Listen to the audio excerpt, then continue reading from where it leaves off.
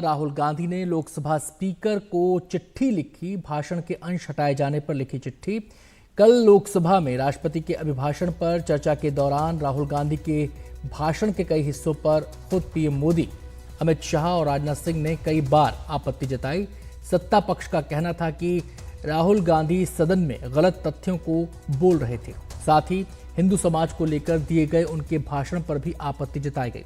सत्ता पक्ष की आपत्ति के बाद स्पीकर ओम बिरला ने राहुल के भाषण के कई हिस्से लोकसभा के रिकॉर्ड से हटाने के निर्देश दिए।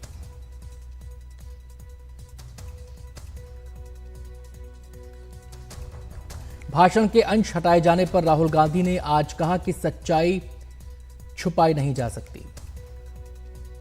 मोदी जी की दुनिया में सच्चाई एक्सपंज हो सकती है, मगर रियलिटी में सच्चाई एक्सपंज नहीं हो सकती है। जो मैंने कहा था, जो मैंने कहना था, मैंने कह दिया, वो सच्चाई है। और एक्सपंज करें, जितना करना है करें, सच्चाई सच्चाई होती है। धन्यवाद। कांग्रेस के एमपी जैसे कल उनके leader of opposition Rahul Gandhi ji ने जो बिहेव किया और जैसे स्पीकर की तरफ में अपना पीठ दिखाता है, फिर नियम के बाहर बोलता है, फिर स्पीकर को ही इंसल्ट करते हैं, तो ऐसा हमारे पार्टी के लोग नहीं करना चाहिए।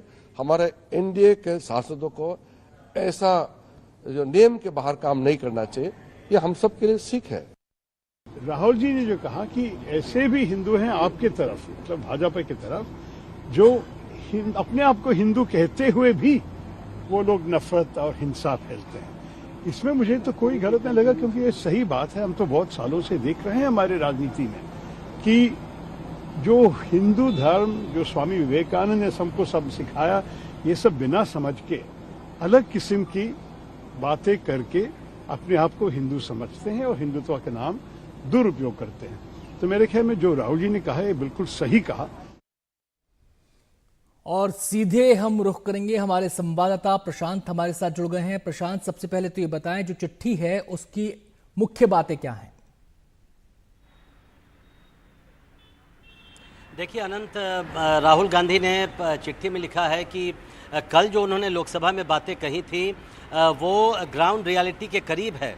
उन्होंने ये भी कहा है कि आज जब ये पता चला उनको कि उनकी कई बातें सदन के रिकॉर्ड से हटा दी गई है तो उनको आश्चर्य हुआ, क्योंकि उनका ये कहना है कि ठीक है कि रूल 380 जो है लोकसभा का, जो रूल्स ऑफ प्रोसीजर है, उसमें ये स्पीकर को अधिकार है कि किसी वर्ड या एक्सप्रेशन को वो डिबेट के रिकॉर्ड में से हटा दें अगर वो डेफेमेटरी है, इंडिसेंट है, अनपार्लियामेंट्री है। राहुल गांधी का कहना है कि जो भी उन्होंने बातें कही हैं वो उनमें से कोई भी बात इन सभी श्रेणियों में, इन सभी किसी भी कैटेगरी में नहीं फिट बैठती है, तो फिर उनकी बातों को कैसे सदन के रिकॉर्ड से हटाया गया।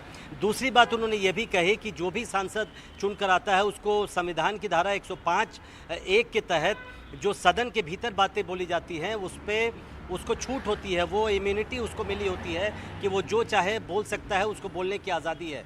तो फिर ऐसी बातें जो कि राहुल गांधी के मुताबिक अनपार्लियामेंट्री नहीं है, उसको कैसे हटाया गया। तीसरी बात उन्होंने कही कि अनुराग ठाकुर, जिन्होंने धन्यवाद प्रस्ताव पर चर्चा की शुरुआत की थी परसों, राहुल गांधी का ये कहना है कि अनुराग ठाकुर ने भी अपने भाषण में कई इस तरह के वर्ड और एक्सप्रेशन इस्तेमाल किए जो कि उसी तरह के थे जैसा राहुल गांधी ने किया, लेकिन अनुराग ठाकुर के भाषण का कोई भी अंश सदन के रिकॉर्ड से नहीं हटाया गया। तो मूल रूप से 3 बातें राहुल गांधी ने कही है। और आप देख रहे हैं आज सुबह से राहुल गांधी का बयान अभी आपने सुनाया, पार्टी और राहुल गांधी ने कल से जिस तरह से ये भाषण हुआ है, अब इसको एक बड़ा मुद्दा बना लिया है। और लगातार जब से ये खबर आई कि उनकी बातों को एक्सपंज कर दिया गया है, तब से पार्टी लगातार हमरावर है। और अब स्पीकर को चिट्ठी लिखकर 3 बड़ी बातें राहुल गांधी ने उठाई है। जी प्रशांत, राहुल ने जो बयान दिया उससे साफ है कि वो पीछे हटने वाले नहीं हैं, अपनी बात पर कायम है। कांग्रेस उनके साथ खड़ी है, कांग्रेस उनके साथ खड़ी भी रहेगी। लेकिन मसला जब आता है इंडिया गठबंधन का, तो बाकी जो सहयोगी हैं, क्या वो राहुल की बातों से सहमत हैं?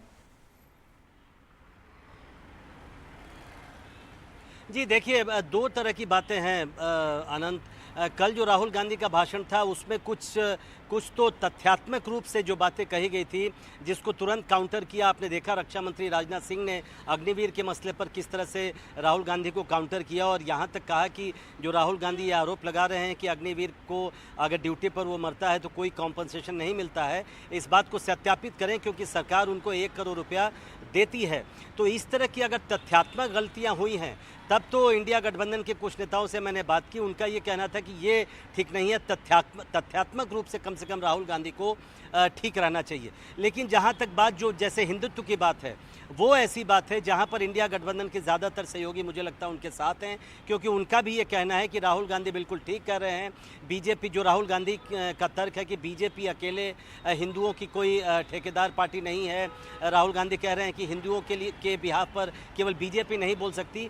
जहाँ तक इन सब बातों का सवाल है, वहाँ पर इंडिया गठबंधन के सहयोगी ज़रूर उनके साथ हैं, लेकिन जो तथ्यात्मक रूप से जिस पर सरकार की ओर से काउंटर भी किया गया, उनका ये कहना है कि अगर ये गलतियाँ हैं तब ये ठीक नहीं है और लीडर ऑफ अपोजिशन को कम से कम तथ्यात्मक रूप से सही होना चाहिए। तो 2 बातें हैं भाषण में, जिसमें एक पर इंडिया गठबंधन के सहयोगी उनके साथ खड़े हैं और दूसरे पर उनके कुछ सहयोगी उनसे असहमत दिखाई पड़ते हैं।